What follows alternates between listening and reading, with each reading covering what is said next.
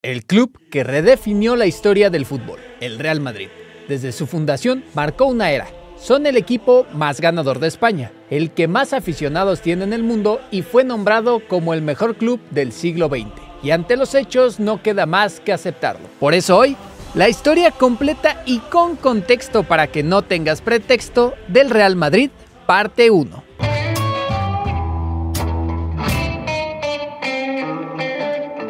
El club fue fundado en 1902 en Madrid, aunque las crónicas de esa época no resultan tan exactas, pues se dice que desde unos años antes se había fundado, concretamente en 1900 de la mano de Julián Palacios y bajo el nombre de Madrid Fútbol Club. Julián es considerado el primer presidente, pero no fue sino hasta el 6 de marzo de 1902 que en los registros quedó el nombre del catalán Juan Padrós, primer presidente electo, y sería quien formalmente registraría el club y quien junto con su hermano Carlos Padrós impulsarían el primer campeonato entre clubes en España, es decir, la que por estos días mantiene el mismo nombre. Hablamos de la Copa del Rey, pues el rey Alfonso XIII donaría la copa y tiempo después los haría reales, pero eso es otra historia que hablaremos más adelante. Los primeros partidos del Madrid datan de 1900. El Campo del Retiro sería el primer estadio entre comillas del club, mismo del que serían en 1902. Ese mismo año de la fundación llegó al equipo la primera figura del club, Arthur Johnson, un inglés irlandés que a la postre sería el primer entrenador del club y que también sería el primer jugador en anotar en una competencia, aunque de carácter amistoso, pero ante nada más y nada menos que el Barcelona. Entre 1904 y 1908 los merengues ganaron títulos a nivel estatal y te estarás preguntando, ¿a poco habían más clubes? La respuesta es, en efecto. Por la época, en el primer lustro del siglo, los clubes del fútbol empezaron a proliferar. Algunos llegaron y desaparecieron, algunos otros terminaron por adherirse a otros y algunos otros nacieron para quedarse, como el Athletic Club, pero no el de Bilbao, sino la sucursal de Madrid, con quien a la postre se crearía la primera rivalidad y que tiempo después esta sucursal de Madrid terminaría llamándose Atlético de Madrid. Para estas alturas aún no había un lugar definido propiamente como estadio, incluso jugaron en la explanada de la Plaza de Toros, pero la creciente ola por el fútbol en España trajo consigo los morlacos, el dinero, la guita, mandando al Madrid al estadio O'Donnell, nombrado así porque estaba en la calle homónima. Para ese entonces aún no eran los reales, pues fue hasta el año 1920 que el rey Alfonso XIII les otorgó el título de real y la posibilidad de usar la corona en el escudo, mismos que se mantienen hasta el día de hoy. Los mismos años 20 se pasarían entre viajes y reconocimiento internacional. Llegaría la década de los 30 que comenzaría con dos cosas que distinguen a los merengues. La primera, fichar lo mejor de lo mejor, que desde ese entonces el Madrid estaba muy ansioso de veras de elegir los mejores jugadores para el equipo, consiguiendo también la segunda cosa que distingue a los merengues y es ganar. En la temporada 31-32 ganó su primera liga y además de forma invicta, lo que resultaría en una hegemonía de 2 ligas y 2 copas, pero tocando lo más alto en 1936 y tras ganar la Copa de la República o Copa del Rey en ese mismo año, la Guerra Civil Española estalló. Así pues, llegamos a la época y más oscura del Real Madrid. A modo de clase rápida de historia, para 1936 habían dos bandos, generales de la ultraderecha y los republicanos que eran izquierdistas. Te estarás preguntando, ¿y esto cómo afecta a Ultralord? Bueno, digamos que el Madrid estaba en el lado contrario al que debería en ese momento. Los republicanos perderían la guerra y varios saldrían huyendo de España. Con ellos, muchos jugadores y el presidente en ese momento, Sánchez Guerra, serían exiliados y algunos otros preferirían dar por terminadas sus carreras. Los momentos y la persecución al cuadro merengue era tal que el presidente interino Antonio Ortega fue regresado al lobby por el régimen de ese momento. Mientras tanto, los merengues buscaron jugar la Liga Republicana Catalana, esto ajeno al conflicto. Sin embargo, había un club que se opuso y por lo tanto no podría disputar dicha liga. Sí, adivinaste, se trata del Barcelona.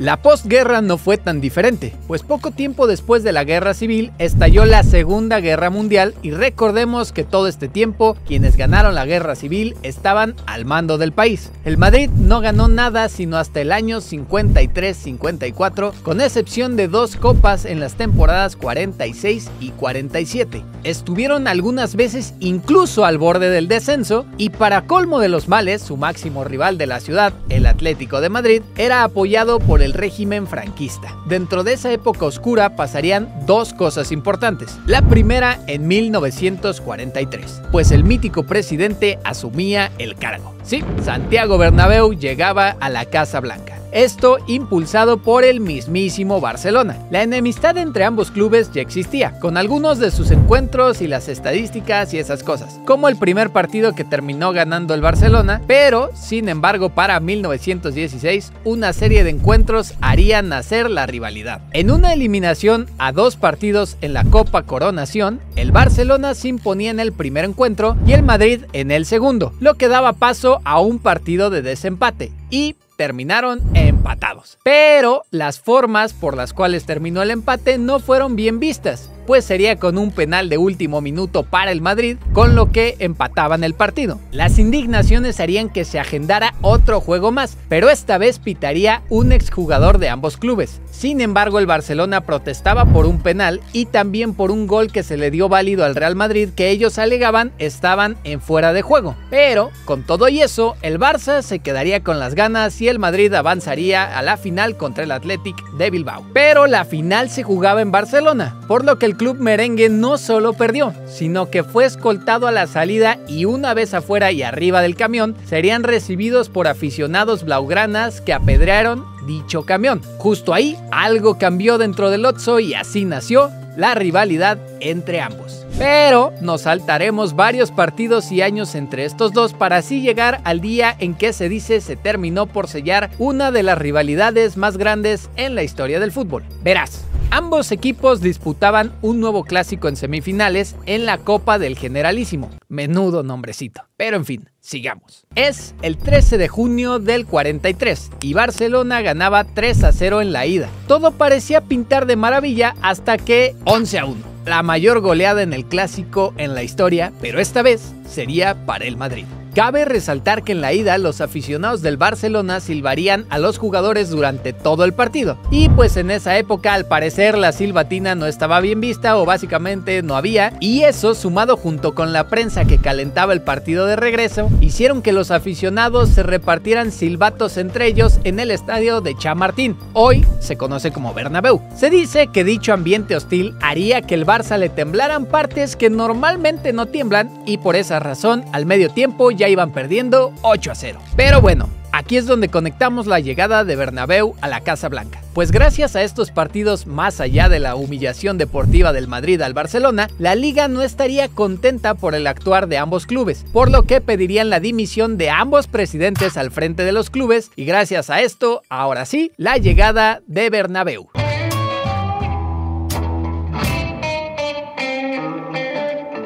La llegada del mítico presidente no sería lo que fue si no hubiera sido que además de eso llegó el jugador mítico que cambió absolutamente toda la historia del club. Con dicho presidente, los merengues se desharían entre comillas del viejo estadio y construirían el estadio que hoy día lleva el nombre de ese presidente. Pero con su llegada y curiosamente gracias también al Barcelona, también llegó Alfredo Di Stéfano. Aunque esto fue en 1953. Y si no vives debajo de una piedra y te gusta el fútbol, sabrás lo que un solo hombre puede representar para este club. Al argentino lo venían siguiendo desde hacía ya un rato, pues en el 50 aniversario del club Millonarios, el entonces equipo de Di Stéfano y el Madrid se enfrentaron. Ahí le echaron el ojo. El Madrid entonces hizo la compra del jugador en el 53, pero también existía otra oferta o compra por Di Stéfano de nada más y nada menos que el Barcelona. Ambos pelearon por el jugador al grado de que la FIFA tuvo que intervenir y la decisión fue salomónica. Un año para uno y otro año para el otro. Di Stéfano jugaría el primer año vestido de blanco, pero tras un decepcionante inicio, el Barcelona le dijo al Madrid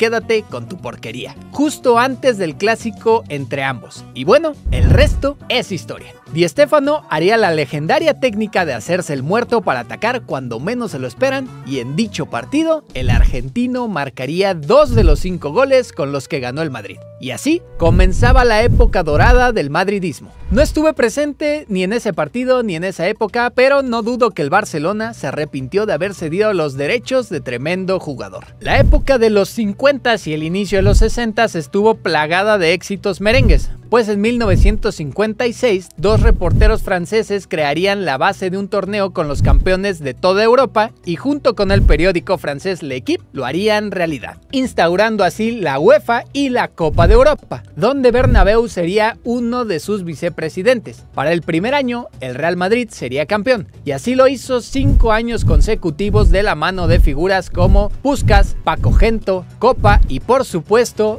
Alfredo Di Stéfano. Para la temporada 60, donde justo ganarían esa quinta Copa de Europa, también serían campeones de la Copa Intercontinental al vencer al Peñarol 5-1 y convirtiéndose así en los primeros campeones del mundo. Esto porque se organizaría una copa entre el campeón de Europa y el campeón de la CONMEBOL. Y en estos años el franquismo hacía uso del club como su máximo estandarte y representación internacional en el plano deportivo. Una cosa que se les achaca, pero hay que recordar que el Atlético y el Barça igualmente fueron, entre comillas, franquistas, solo que la carencia de reflectores internacionales también ayudó para que no se les relacionara de la misma forma que se les relaciona al Madrid. Para los inicios de los 60, la Casa Blanca sumaba ya 5 títulos de Europa, es decir, del 56 al 60 y 6 ligas, las ya mencionadas en el 32 y el 33, y después de 20 años la del 54, 55, 57 y 58.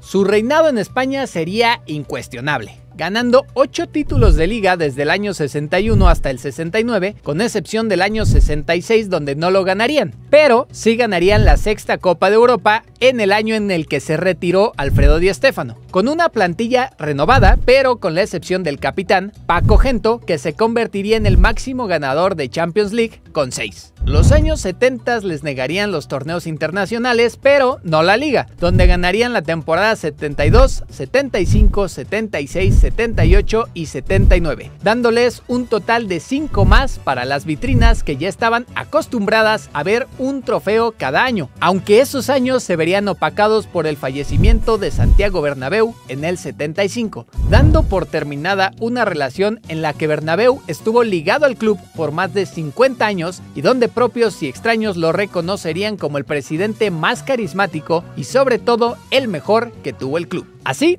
llega la época y más macha del club merengue, los años 80.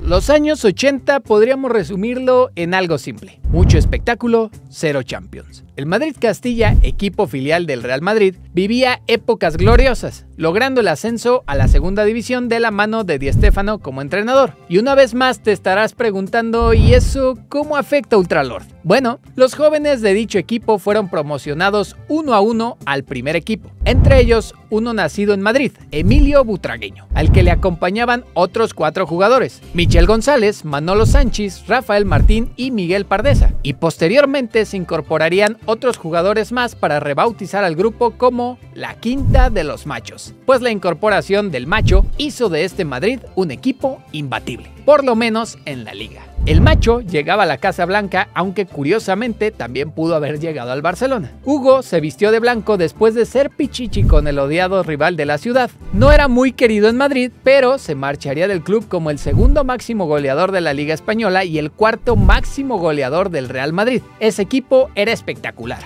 Igualarían las 5 ligas consecutivas de los años 60 y se harían con la liga desde la temporada 86 hasta la 90, aunque lo único reprochable de este Madrid sería su falta de títulos en Champions League. Este equipo hizo numerosos récords, algunos a nivel individual y otros a modo grupal, como terminar la temporada con más goles, es decir, 107. No estoy diciendo que hoy en día estos récords sigan, pues la era de Messi y Cristiano rompió todo tipo de récords en diferentes rubros, pero bueno, sigamos. A nivel europeo, la Champions se le negaba, y lo que era un habitual en la Casa Blanca parecía ya no serlo. Acá, perderían a pesar de ser favoritos. Serían eliminados en una semifinal contra el PSV, equipo que saldría campeón a la postre, pero que dejaría una mancha en lo que se le conoce como la Noche Negra de Eindhoven. Valdría la pena profundizar un poco más allá para este video, pero esto podría durar muchísimas horas y probablemente te irías. Así que solo puedo decir, el PSV venía con problemas y dificultades para acceder a la semifinal. El Madrid llegaba como favorito y empezaba ganando el partido. Después, un error de la defensa provocó el empate y el PSV tiró el camión, 1-1. Ya en la vuelta pasó más de lo mismo, es decir, el PSV se dedicó a conservar el empate y siguió tirando el camión, lo que nos dejó un empate a ceros. Es decir, en el partido de vuelta hacía imposible el encuentro para el Madrid y desmoralizaba y ponía más tristes que tristina aficionados y jugadores, calificando por el gol de visitante al PSV. Con esto se sellaban más de 2 décadas donde la orejona simplemente no llegaba. Sin embargo, conquistaron 2 Copas de Europa. Acá se le agrega otra cosa más del Madrid, la mística del Madrid, el equipo de las remontadas. Las remontadas madridistas, que hoy día son más que conocidas, tuvieron lugar antes de este acontecimiento que te voy a contar. Pero acá empezaría gran parte de lo que conocemos. Verás, el Madrid perdía 3-0 ante el Anderlecht. En la vuelta en casa, los merengues lo ganaron 6-1. Posteriormente, y ya instalados en semifinal, el Inter de Milán le ganó al Madrid en San Siro, y ahí festejaban. Pero Juanito Gómez diría al defensor Graziano Vini, 90 minutos en el Bernabéu son muy largos. Aunque seguramente se la dijo en italiano y el Madrid ganaría 3-0 en el Bernabéu. Para la siguiente edición de la Europa League se darían 2 remontadas más, una ante el Borussia Mönchengladbach, donde perdieron 5-1 en la ida y terminaron 4-0 en la vuelta. El gol de visitante esta vez clasificó al Madrid, y en las semifinales se cruzó a un viejo conocido. De nueva cuenta, el Inter de Milán. El Madrid perdió la ida 3-1. Los italianos festejaban como si hubiesen sido campeones, pero la frase de Juanito volvía a tener valía y el Madrid lo mandó a tiempos extras y terminó venciendo 5-1. Si hablamos de los presidentes en esa década, Luis de Carlos le dejaba el puesto por su avanzada edad a Ramón Mendoza, quien fue el presidente durante aquella fatídica noche en Eindhoven. Digamos que la época de récords y goles vistosos terminaba con 5 ligas, 3 Copas del Rey, 2 Supercopas y alguno que otro título más, pero nada de eso valía si no había una Champions League. La década de los 90 traería consigo cambios radicales, y como en las mejores historias, el Real Madrid estaría a punto de resurgir desde las cenizas de sus propios fracasos, dando paso a las épocas de récords, títulos, autos, moda y rock and roll que hasta día de hoy conocemos. Pero todo eso será en la segunda parte.